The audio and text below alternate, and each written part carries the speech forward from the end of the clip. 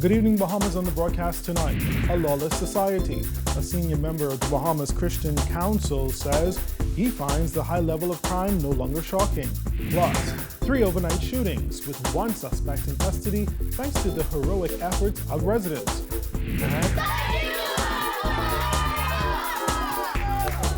The men of Alpha Phi Alpha making an impact on the boys of Sandilands Primary.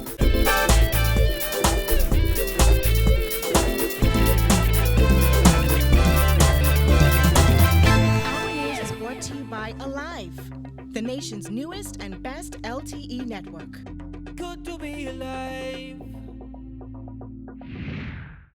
Welcome to our news, the weekend edition, and thanks for joining us. I'm Andrew Knowles. Vice President of the Bahamas Christian Council, James Palacios, says the high level of crimes are no longer shocking. As he insists, the Bahamas is quickly developing into a lawless society where extreme violence is fostered.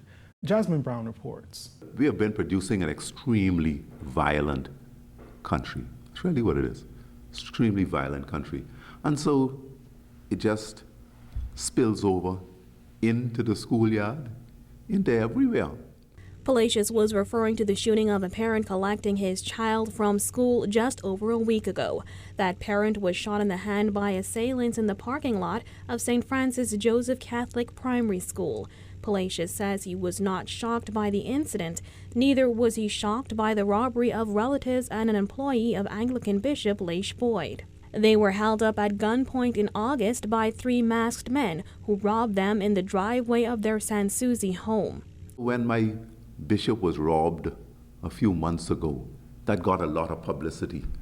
But I don't want to sound insensitive to him, and he knows my position on this, but that's people's reality every day. Right? He just happened to be the bishop, so it catches the news. But people getting robbed every day, unfortunately. Earlier this month, National Security Minister Marvin Dames told the press crime is down overall.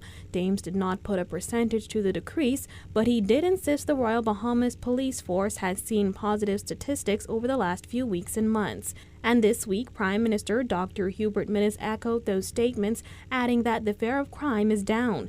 But Palacios says instead of counting statistics, there needs to be real solutions to the long-standing problem. And we just need to, of course, tighten up the laws. We need to have a proper probation system, and I think the government is well on its way now in doing that. So some people who are in prison, who might have served a large percentage of their sentence, I really believe they ought to be sent out and permitted to go out so that churches and others could help in the process of reintegration into society. Palacios also insisted the church needs to do its part. I would like the government to challenge us more, to say here are some areas in which I think the church could function. If we are not going to do it, who is going to do it? Reporting for our news, I'm Jasmine Brown. Well, it was a busy night for police as they were left to investigate 3 overnight shootings here in the capital, resulting in 3 men being detained in hospital. However, thanks to the heroic spirit of some residents, one of the suspects was caught. It was around 8 Friday night when police say a man on Hospital Lane was approached by a lone gunman. Well, a struggle ensued, resulting in the firearm discharging and the victim being shot. He was taken to hospital where he remains in stable condition, but the suspect in the incident would not get far, as police say some residents of the area captured the suspect and handed him over to police. Then about 2 hours later, a second shooting occurred, this time in the Golden Gates area. Police say 2 men were sitting in a vehicle when one of them was shot. The victim was taken to hospital where he remains in critical condition. The final shooting incident happened after 2 this morning when a man had just pulled up to his residence on Cowpen Road. He was reportedly approached by a lone gunman who shot him before speeding off in his black 2009 Toyota Corolla. The victim was taken to hospital where he remained in serious condition. Now, investigations into all of these incidents continue. Meantime, police are also asking the public's assistance in solving 3 separate armed robberies that occurred yesterday. In the first incident, shortly after 5 a.m., 4 men armed with a handgun robbed vendors and a customer at the Montague ramp of cash and personal items before speeding off in a black vehicle. Then shortly before 6 p.m., a public service bus driver and his passengers were on Gladstone Road when two men entered the bus and robbed them of cash and other items before fleeing on foot.